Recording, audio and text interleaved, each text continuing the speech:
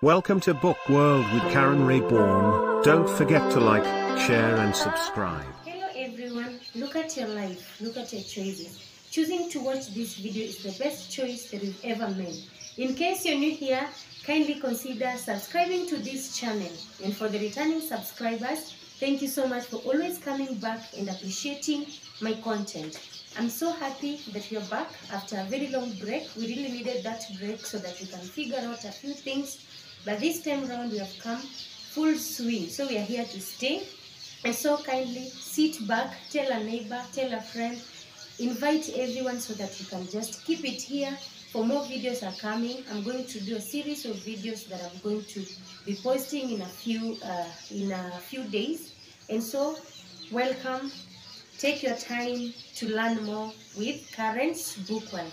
As you've noticed, we've changed the name of our channel from Karen Reborn to Karen's Book World. So in case you're forgetting, just know that that is our new name for this channel.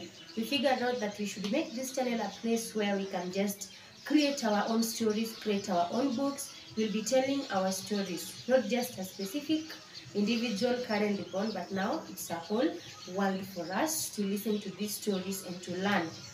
And so we'll be doing it differently. We'll be doing stories together with books. And so I'll be doing analysis of current books that are done in high schools. And then after that, I'll move on to different other books that I'll be doing in a few.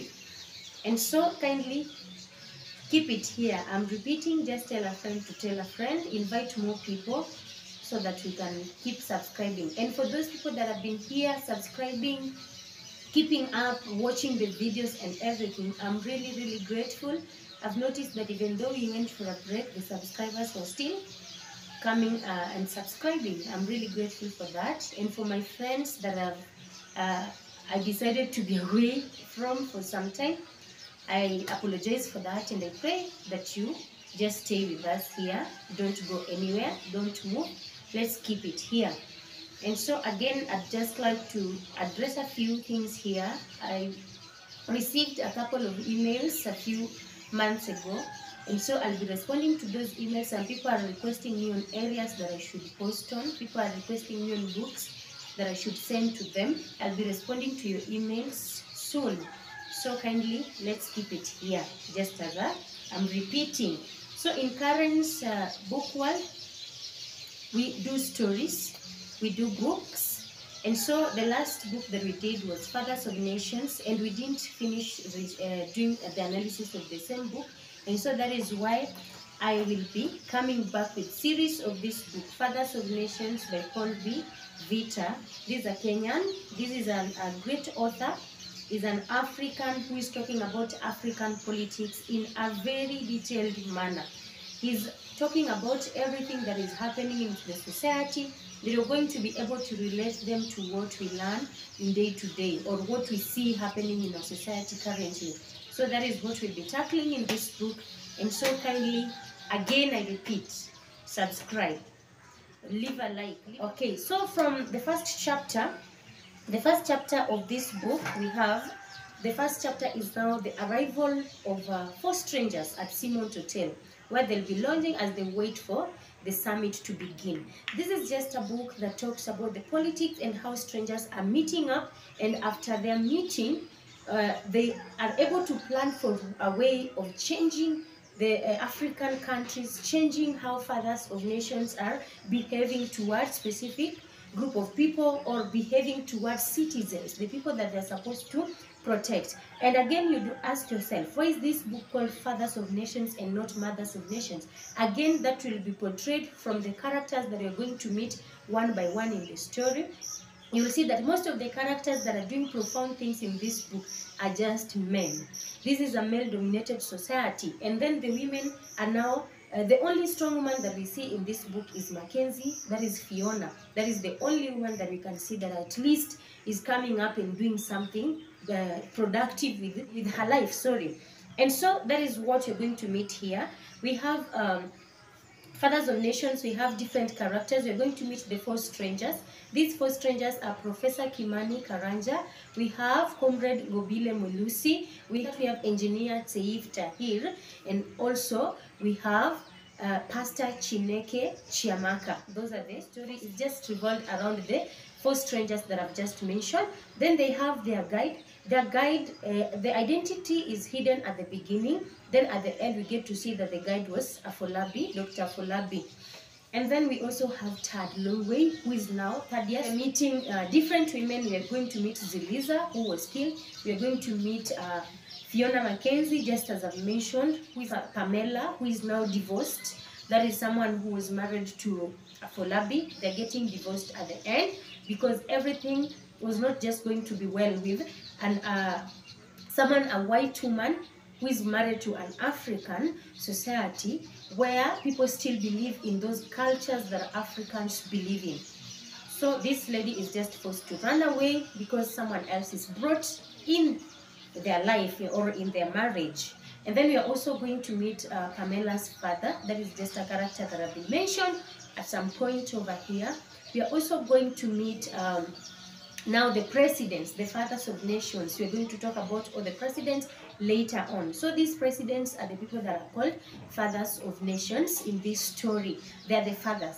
And just from the word father, I'm sure that if you hear of a father figure, this is someone who is supposed to bring protection to the family. This is someone who is supposed to protect the citizens. And if these are fathers, it is important that they also do what they're supposed to do. But that doesn't happen in this book. Everything here takes a different turn because now the fathers now decide to be the people that are now the tyrants, the people that are now after the lives of people, after destroying the future of people, after destroying the dreams of people and all that they have worked for.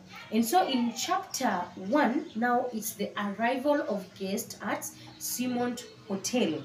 We are going to do episodic analysis of this story. So the guests are arriving at Simont Hotel. They're given different rooms at different wings and all that. And remember, these 4 strangers are unknown to each other. The only connecting person or the connecting figure that they have is the guide. But this person, the guide, is able to communicate to each one of them at different levels. In fact, they're living in the same hotel, different wings. Again, they don't know that. They're not aware of that. So the guide calls them and tells them information about what is in the briefcase that they're supposed to familiarize themselves with. That is, we have Way Omega and Path Alpha. So Path Alpha is now the new document that they're supposed to read about, and then they learn about it so that it can be used in the summit, apart from Way Omega that was now developed by the Fathers of Nations. So they want to change the narrative in this story. So that is what we can see, that the guests, they're receiving calls from different guides, the second episode that takes place here. And then the next one, we are now meeting Fiona Mackenzie, who now comes to interview Dr. Afolabi. Fiona Mackenzie now comes to interview Dr. Afolabi. The meeting, Fiona is not in the not in the light, doesn't know that Dr. Afolabi is the guide of these 4 strangers, but they are not just meeting. Fiona meets Dr. Afolabi and they talk about Dr. Afolabi's book, Failure of State. Failure of State talks about, from the title, you can just see that it talks about a state failing. At the end of it, read the title or understand the title from how it is written. So Fiona interviews the guide, that is Dr. Afolabi, over the same, and tells Dr. Afolabi that you're being pessimistic in your book, yet you're here now as the advisor of the summit, of the heads of state in this summit that is supposed to take place in Banjul. Yes, and so that is all the preparation that they have in place for the sake of the same. So they talk about it, and it doesn't end well because Fiona receives a call and has to leave. And then now we meet the cost of hosting.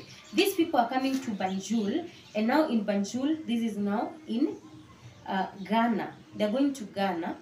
And coming to this place, it is important that you need to prepare well. For you to host visitors, you need to have some preparations in place. So cost of hosting is just something that it's so expensive, and you're not just hosting anyone, you're hosting heads of states, you're hosting presidents. That is 49 heads of state, 49 presidents, and they're coming, and they're not coming alone. Probably they're coming with the people that are there, protecting them, everyone that is looking after them and all that. So you're supposed to host not any other individual but heads of state. So for heads of state to come here and for you to host them, it needs a lot of preparation. A lot of preparation needs to be put in place. Number one, where are these people going to stay during the summit? Where is the summit going to happen? The summit was to take place at Pinnacle Hotel, and at Pinnacle Hotel, this is a good place, yes, but you are hosting heads of state. You need to look at the security. How secure is this place? So it was important, again, for the cost of hosting, you need to look for ways of ensuring that that the Pinnacle Hotel is surrounded with the people that are going to provide security, and also build a wall to surround it so that no one can evade, no one can get in there where the heads of state are lounging. And again, if I just pose a question at this point, why are these 49 heads of state being protected? They're protected from who? Are they being protected from the citizens that they're supposed to protect? Yes, so you can answer that in the comment section even as we continue. And so the summit is to take place at Banjul, and so they need to look for Ministry of Defense and Internal Security so that they can come and put some security over here. And also they need to put up some stops, the traffic, so that you can be checked. You don't just walk around, you can be checked. Motorists, we can read in page 11, this way motorists come to a standstill when it really hurts. Checkpoints sprout everywhere. There are checkpoints everywhere. And by the way, if you're coming from Africa, you'll know that if there are checkpoints everywhere, this is now opportunity for bribery to thrive. This is now opportunity for corruption to thrive. When these people are going to stand at every stop, it means that you're going to give your money. You're going to bribe them.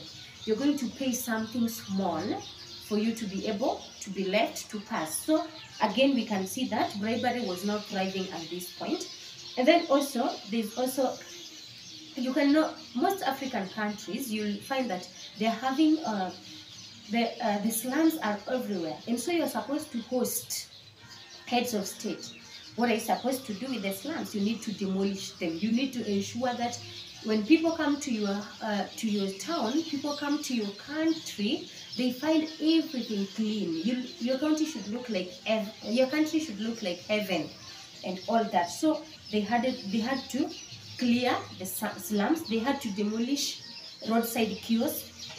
Yes, they had to demolish them, because how can you identify our city and all that? So for that case, they dispatched bulldozers everywhere for the same activity. Again, to please the visitors, to mesmerize the visitors, as the book is saying it, they built fountains. And this fountain means that water was to dry up from all other places, so that we can just have a new fountain built somewhere where at least we can have a way of pleasing the visitors, making them happy, making them feel good now that they're visiting. From arrival to the departure of these guests, there needed to be some security. And then again, after now doing all these preparations and ensuring that now everything is going well, you also need to ensure that you now prepare for that summit. You remember, we are talking about African countries, fathers of nations. These people are coming from Africa, and these people are coming from different countries, the presidents, and you're supposed to host them. Then it was also important that you look for a way of their sitting arrangement. How are they going to sit?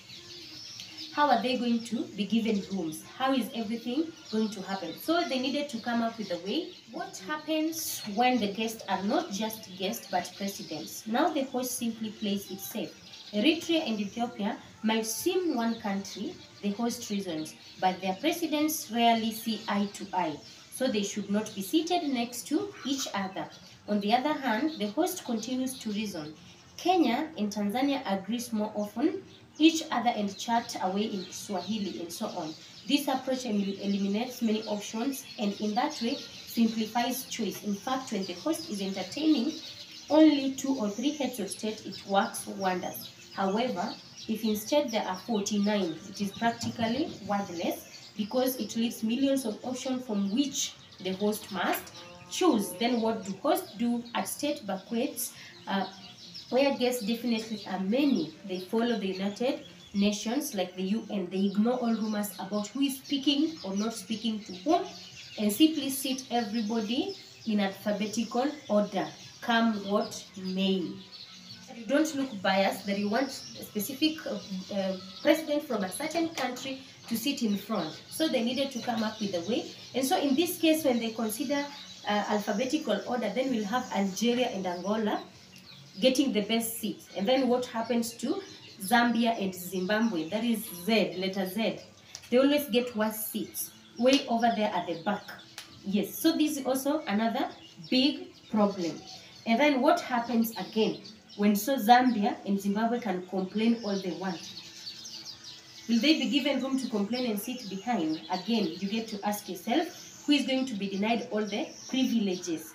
And so there is also a way of treating this from this identifying individuals and putting them in different places to sit. You can see again, these Africans have become these presidents, the fathers of nations, have become the demigods. These people are you're not supposed to make them feel bad about anything because they're visiting your nation. You're not supposed to just let them sit anyhow. You need to entertain them. You need to mesmerize the visitors. And so it is important that you think about it because they are being glorified. The glorification of African leaders is just at the peak. You're going to host an African leader. You need to ensure that they're safe wherever they are. You need to ensure that they even sit next to the people they love. You need to ensure that everywhere, everything that they do, they are safe wherever they are. That is another question for you. Do you think this is something that is supposed to happen? Should it be a problem when you're hosting guests, you look for even spaces? You should just be left for them to randomly sit from wherever they're going to get. Okay, again, just leave your comment over there about the same. So that is the preparation that they had to do. And if they're talking about sitting positions during the summit, what do you think about rooms that they're supposed to be given? They're supposed to be given different rooms. Who is going to receive which room and which room and which wing and all that? Again, the second question arises. How many rooms should the head of state delegation get? This question sounds easy, but it is not, except for the United Nations General Assemblies. African summits are the world's largest gatherings of heads of state. Moreover, each head of state is accompanied by a delegation with members of a knowable number. So how many rooms should a delegation get?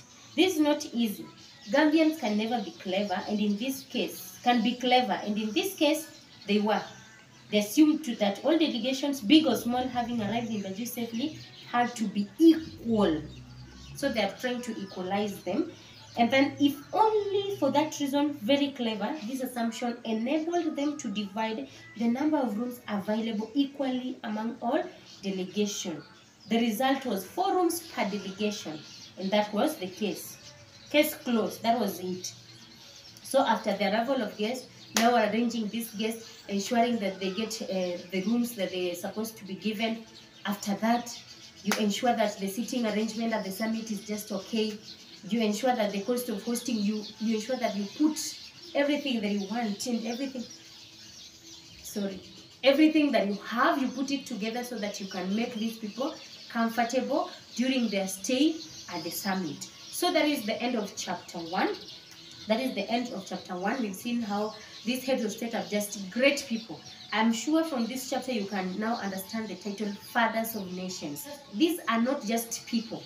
These are great people that are supposed to be praised, that are supposed to be entertained. These are great people that are just like demigods, just as I've said. There's glorification of African leaders. They need to be glorified, and you can also see that. And so I don't think it's going to end well for them. We are going to, now the guide is making a call to these individuals that are seated over here, each one of them. And so making a call to Pastor Chamaka and asking Pastor Chamaka if he was able to receive a briefcase, and after receiving that briefcase, was he able to see what was inside or open it? And so a code is given unto them so that they can open that briefcase. It doesn't work for all of them, but at last they are able to open it and see what was inside, the content of that